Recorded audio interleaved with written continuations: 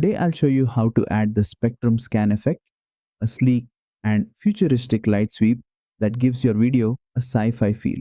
Let's get started. First, open your project and make sure your clip is on the timeline. Tap on your video, then head down to Effects, choose Video Effects, and under the Light tab, find Spectrum Scan.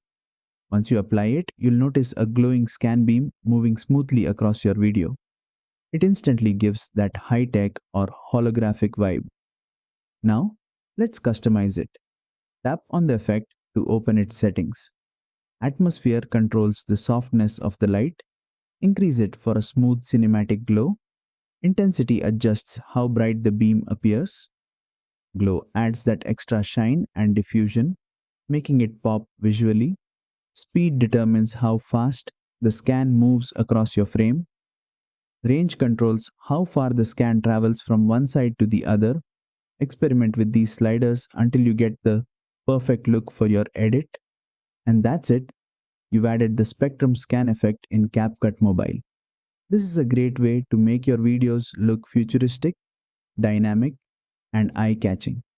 If you found this tutorial helpful, don't forget to like, share, and subscribe for more creative CapCut effects.